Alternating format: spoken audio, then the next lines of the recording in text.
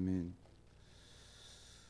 오늘 말씀의 제목은 자립적 신앙을 갖고 삽시다라는 제목입니다. 자기 아집과 또 좁은 울타리 안에 갇혀 있는 신앙은 가져서는 안 되겠지만, 이런 주변 환경에 흔들리지 않는 오직 주 예수님만을 바라보고 그만을 의지하며 살아가는 그런 굳건한 자립적 신앙을 갖는 것은 우리에게 필요하다 하겠습니다. 그래서 자립적 신앙을 갖고 삽시다라는 것입니다. 우리 가정에 교훈이 있습니다. 저희 가정에 몇 가지 중요한 가정의 원리가 있는데, 그 교훈 중에 하나가 자립적 신앙, 자립적 삶입니다. 우리 자녀들에게 그것을 꼭 가르칩니다. 부모님이나 다른 사람에게 의존하여 살아가는 신앙과 삶이 아니라 자신이 직접 하나님을 알아가고 믿는 신앙, 자신의 삶을 스스로 세워가는 것입니다. 물론 처음부터 자녀들이 자립적으로 다 하도록 하는 것은 아닙니다. 처음에는 부모의 도움을 주로 받겠지만 점차적으로 부모로부터 자립해서 스스로 하나님을 알고 믿는 삶, 스스로 인생의 길을 찾아가는 삶을 사는 것입니다. 제가 우리 자녀들에게 항상 아빠와 이 부모는 베이스 캠프다. 너희의 베이스 캠프니까 언제든지 삶이 어려울 때, 힘들 때는 와서 힘을 충전해 가라. 하지만 베이스 캠프는 그곳에만 머무르는 것이 아니다. 스스로 길을 찾아갈 때까지 활용할 뿐이고, 때가 되면 너희 인생의 길을 가라. 그리고 제일 먼저 중요한 것은 하나님을 알고 믿는 신앙, 그리고 그 외에 하나님 너에게 주시는 꿈과 비전을 따라서 가라. 우리 가정은 다른 것은 다 자유입니다. 딱 한 가지만 분명한 선이 있는데, 하나님을 믿고 의지하는 신앙입니다. 항상 제가 하는 말은 우리 인생은 만복의 근원이신 하나님께서 복을 주셔야만이 잘 된다. 하나님이 도와주셔야만이 우리 인생이 형통하고 풀리는 거야. 그래서 하나님 믿는 신앙은 절대 타협하거나 잊어서는 안 된다. 그 외에는 다 자유입니다. 그래서 그들의 자립적 신앙을 갖도록 도와주려고 하는 것이죠. 우리가 지난 시간에 바울은 자신이 사도가 된 것이나 또 자신이 이방인에게 전한 복음은 사람들로부터 받아서 한 것이 아니라 직접 예수 그리스도의 계시로 인한 것이었음을 말씀했습니다. 그리고 바울은 자신이 전한 예수 그리스도의 복음 외에 다른 복음이 없다는 것을 분명하게 밝혔습니다. 또 살아계신 예수 그리스도를 직접 다메섹 도상에서 만나게 되므로, 또 예수 그리스도의 십자가와 그의 성령을 그 마음에 받아들임으로 자신의 삶이 변화되었음을 말씀했습니다. 이전에는 내가 이랬는데 지금은 내가 이렇게 달라졌다. 이전에는 하나님의 교회를 핍박하고 홀로 힘들게 했는데 이제는 내가 그 하나님의 교회의 주가 되신 예수 그리스도를 지금 전하는 사람이 되었다. 우리가 예수 그리스도를 인격적으로 만나는 그런 사건이 있고 또 그런 삶이 있게 될 때는 우리의 인생이 자꾸 바뀌게 됩니다. 살아있는 그분인데 그분과 동행하는 삶 속에서 삶이 바뀌게 되는 것입니다. 사도 바울이 그렇게 내가 예전에는 이랬는데 지금은 이렇게 되고 또 지금도 내가 변화되어 가고 있다 하는 것을 말씀했던 것입니다. 오늘 아침 말씀에서는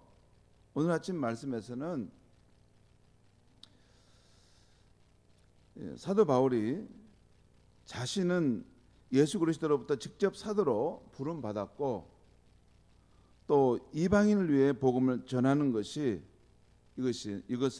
이것을 유력한 예루살렘 사도들로부터 그들도 인정해 주었다는 것을 지금 말씀하고 있는 것입니다.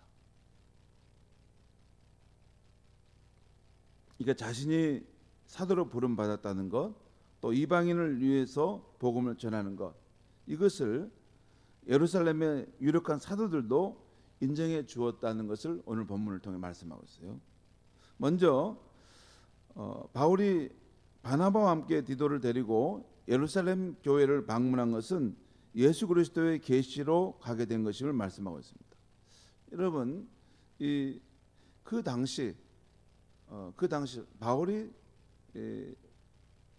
사역자로서 또 선교사로서 사역했던 그 당시는 세계 교회는 크게 두 축이 있었어요. 하나는 이스라엘 땅 예루살렘에 있는 예루살렘 도시 안에 있는 예루살렘 교회가 있었고, 또 하나는 저 이방 땅 안디옥이라고 하는 그 지방에 세워진 안디옥 교회라는 것이 있었습니다. 예루살렘 교회는 마치 모교와 같았고, 그 안디옥 교회는 그 후에 파송된 또 떨어져 나가서 세워진 교회와 같은 것이었어요. 그런데 예루살렘 교회는 주로 유대인들이 중심으로 된 교회였다면 안디옥 교회는 이방인들이 중심이 된 교회였습니다. 그러다 보니 그 전통이나 문화나 역사가 서로 다른 것이죠. 아무래도 예루살렘 교회는 이 모세의 율법이나 구약의 영향을 많이 받는 교회라고 할 수 있죠. 왜냐하면 유대인들이 주로 많이 참여한 교회이기 때문에. 하지만 저쪽에 이방 땅에 그 안디옥 지방에 세워진 안디옥 교회는 주로 유대인들이 별로 없고 이방인들이 주로 많이 믿었습니다. 그들에게는 구약 성경도 없었고 모세 율법도 없었던 것이죠. 그러니까 사도 바울이 전한 그냥 예수 그리스도 이 복음, 예수 그리스도를 믿는 그것으로 구원받는다는 것만 이렇게 알고 있었어요.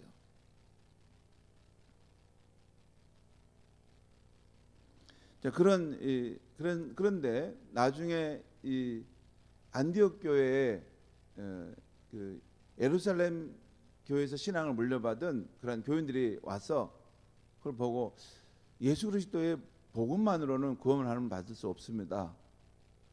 여러분들도 우리처럼 할례를 행해야 되고 또한 모세 율법을 행해야만이 구원을 받을 수 있습니다. 이런 말을 전한 겁니다. 그래서 그 안디옥 교회가 혼돈을 겪게 된 거죠. 여기에 대해서 복음의 선명성을 강조하기 위해서 쓴 것이 갈라디아서라는 말씀 드렸죠. 아무튼 이 바울이 예루살렘 교회를 방문하게 됐는데 이 방문한 이유가 예수 그리스도의 계시로 가게 된 것을 말씀하고 있어요.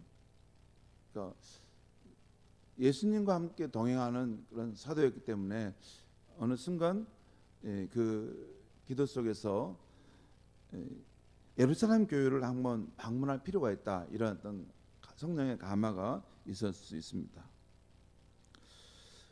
그래서 예루살렘 교회를 방문하게 되었는데 그것은 바울이 자신의 전한 복음을 사도들에게 승인받거나 인정받으러 간 것은 아니었던 것입니다. 아무튼 그곳에 가서 너가 전한 복음에 대해서 그들과 함께 이야기하고 그들과 함께 협력 관계를 맺어야 되지 않겠느냐, 아마 이런 성령께서 주시는 어떤 음성과 인도가 있었던 것 같습니다. 그래서 바나바와 함께 디도를 데리고 예루살렘 교회를 방문했던 것이죠. 그 다음에 보면, 오늘 말씀 보면 바울은 자신과 함께 예루살렘 교회를 방문했던 이방인 그리스도인인 디도로 하여금 할례를 받게 하지 않았다고 말씀하고 있어요. 그 당시 예루살렘 교회 유대인 그리스도인 가운데는 이방인이 구원을 받으려면 예수 그리스도의 복음 외에, 그것을 믿는 것 외에 유대인처럼 할례를 받고 모세의 율법을 지켜야 한다고 주장하는 이들이 있었습니다. 그러나 바울은 오직 예수 그리스도의 복음을 믿음으로만 구원함을 받는다는 그 진리를 지키기 위해서 전혀 타협할 수 없었습니다. 이것이 3절에서 5절까지에 나오는데 5절 말씀을 제가 읽어드리겠습니다. 5절 말씀. 그들에게 우리가 한시도 복종하지 아니하였으니 이는 복음의 진리가 항상 너희 가운데 있게 하려 하심이라. 여기 보면 5절에 그런 말씀이 있죠. 여기 보면 이 5절에 이 그들에게 우리가 한시도 복종하지 아니하였으니 이것은 이 거짓 형제들, 그러니까 예수 그리스도의 복음 외에 모세 율법의 멍에를 매려고 했던 그들에게 바울은 복종할 수 없었다는 것입니다. 그리고 이것은 복음의 진리를 확고하게 지키기 위해서 그렇게 한 것이라는 것이죠.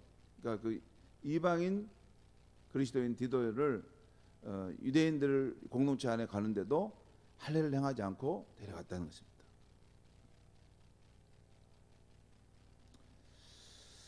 다음에 사도 바울은 그 당시 예루살렘 교회 유력자들인 야고보와 베드로와 요한도 예수 그리스도께서 자신을 이방인의 사도로 세우신 것을 알고서 자신과 바나바에게 친교의 악수를 청했다는 것을 말씀하고 있어요. 그러니까 그 당시 교회 예루살렘 교회 유력자들이 있었는데 예수님의 친동생이었던 야고보, 또 예수님의 수제자인 베드로, 그리고 요한이 있었던 것 같습니다.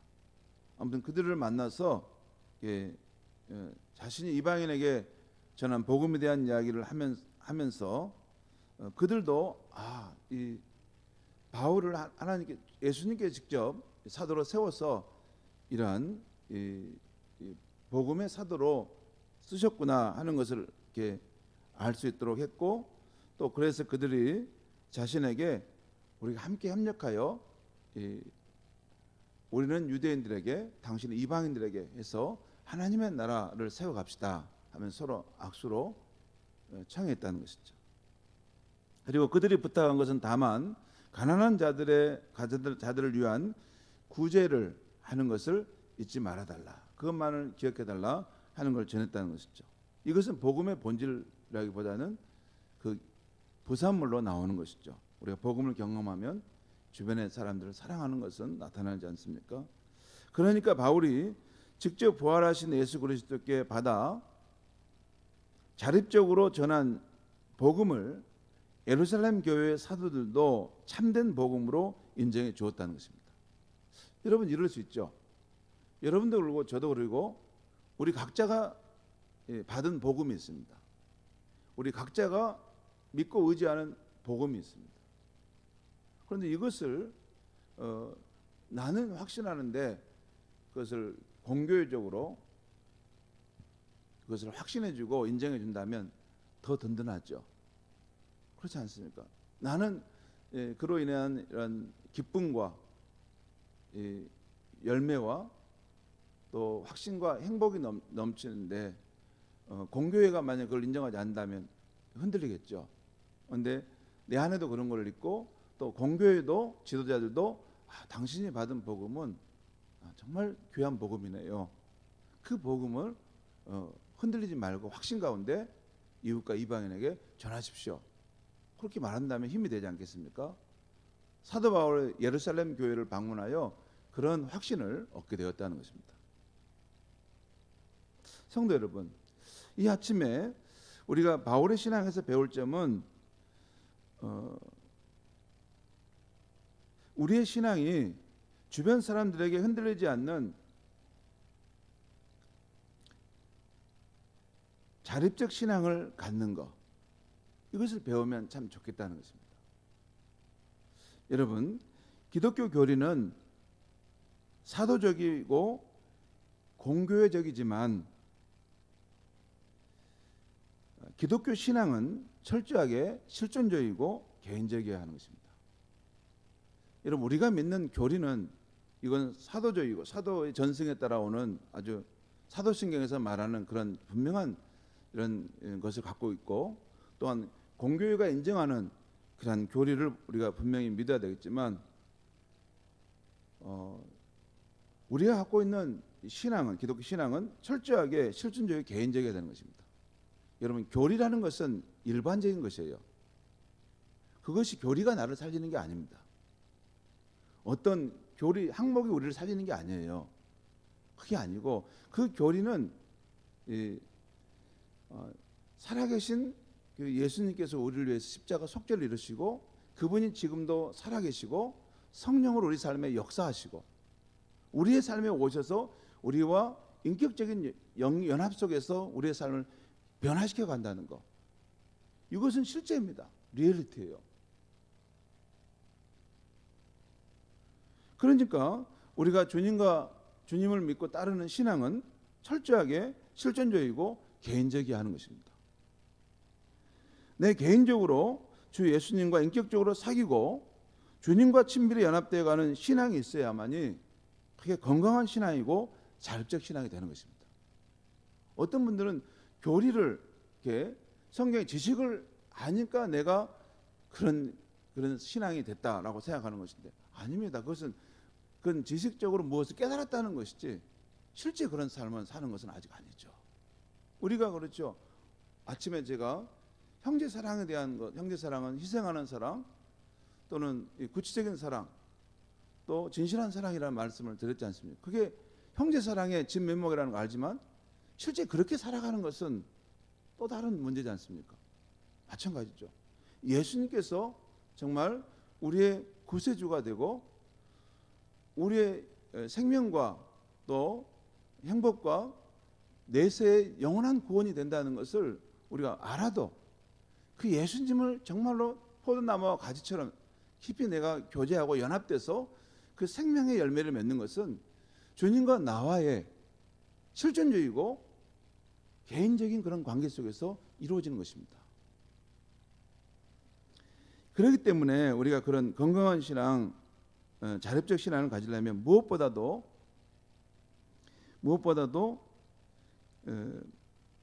하나님 앞에서 주 예수님의 복음을 믿음으로 내 개인적으로 받아들이는 그런 확실한 사건이 있어야 되는 것입니다. 정말 예수님의 십자가의 속죄, 예수님의 부활하심, 또 그분이 성령으로 그를 내 마음속에 오시고 또 그분이 때가 되면 영광 중에 재림하여 주신다는 것, 이것을 내 개인적으로 분명하게 믿고 그걸 의지하는 신앙이 있어야 하는 것입니다.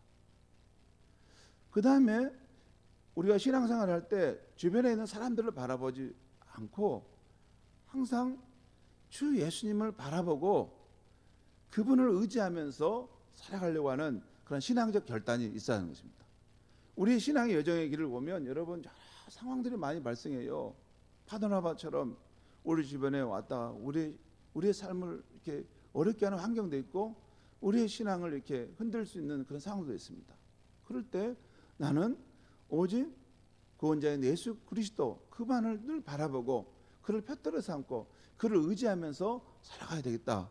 이 마음을 놓치서는 안 된다는 것입니다.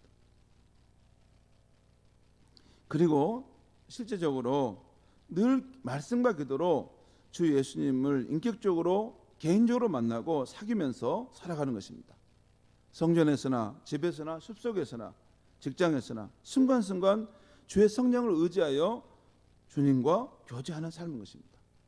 특별히 오늘날도 예수님은 그의 말씀과 성령을 통해서 우리 각자에게 말씀하시는 분이라는 것, 이 사실을 믿고 주 예수님의 임재 안에서 나의 삶은 늘 머물러 있다는 것, 내가 기쁠 때나 슬플 때나 내 일이 잘 풀릴 때나 내 일이 어려울 때나 항상 주 예수님의 임재 안에서 내가 머물러 있다는 것을 생각하면서 그분과 동행하며 살아가는 것, 이렇게 살다 보면 이 주변의 환경이 흔들리지 않고 오직 주 예수님 안에서 자립적인 확고하게 서 있는 신앙의 사람으로 걸어가게 된다는 것입니다.